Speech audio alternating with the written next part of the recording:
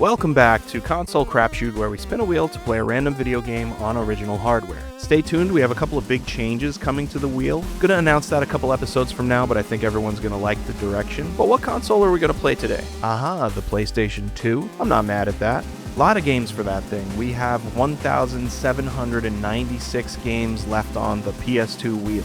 And it's gonna be Evil Dead, a Fistful of Boomstick. That's fun, I like me some Evil Dead. Well, I'm a Bruce Campbell fan. Evil Dead movies are fine. I'm not a horror guy. Not that these are necessarily horror. They're just kind of campy, fun movies. But I think the draw for me is Bruce Campbell.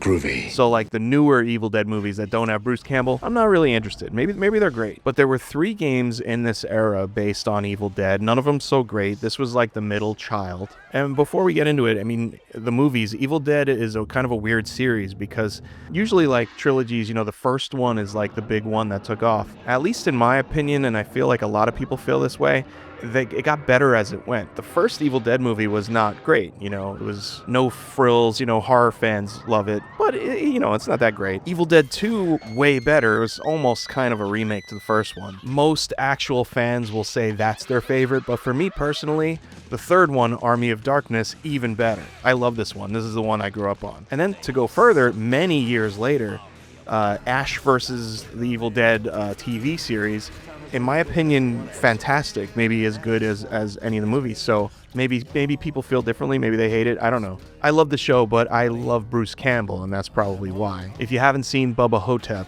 you should. But glad I have this opportunity to profess my love for Bruce Campbell, because he recently went public. He announced he had some health problems, so hoping that he gets better. Bruce Campbell lent his voice to these games. He's in this one. He's even in the little documentary feature that's on the disc for the game. But that, to me, is the highlight. Like, that's where the joy here ends. I got sad news for you. This game kind of blows. It's not the worst looking PS2 games. It's definitely not a good looking PS2 game. You got real ugly. But it's not all about graphics. Gameplay is king, at least to me, but we're lacking in that too. Like, look, if you're playing as Ash from Evil Dead and you're fighting hordes of deadites, as they're called, they're not zombies in this, you want it to be action-packed. You want the combo system and special moves to be awesome.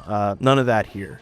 Most of the game is puzzles and like fetch quests. You're just doing these mind-numbing, running around the map, and there's no map to look at. There's no overhead kind of map, so you have to memorize the level. You have to know where everything is because you're constantly backtracking. And like I said, what you want here is combat, and the combat you get has absolutely no variety. There's, like I said, no combo special moves. You can do this little like over-the-shoulder shotgun thing, and that's about it. That's fine.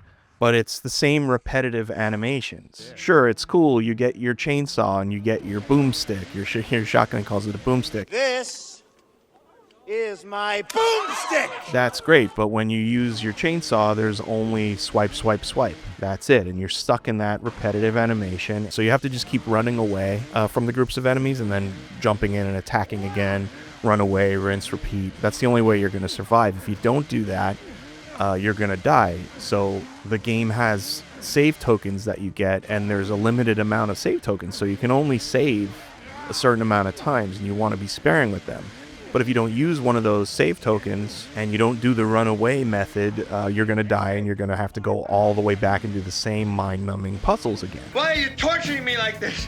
Why? Not great. So, this gives me an opportunity to talk about something I've always wanted to talk about, and that's games journalism. Gaming magazines at the time, and even current reviewers and websites, they have to have a relationship with game studios, game developers, where they get early copies of things, and they have advertising on their sites or in their magazines. And who are the number one advertisers? Is the game companies that want to sell their games to the people who read that publication or whatever. So a games journalist is in an awkward position of giving a bad review to their main advertiser. That's their main source of income. That's who pays their bills. So they're usually pretty gentle with reviews, which is why I loved EGM, Electronic Gaming Monthly. And while I'm professing my love for things, Bruce Campbell, let me also profess my love for EGM. EGM was the best gaming magazine ever. I thoroughly recommend, look up on YouTube, there's a video called Pixels to Pages, the story of Electronic Gaming Monthly by GameSack and My Life in Gaming. Check that out. There's a coffee table book coming out, actually,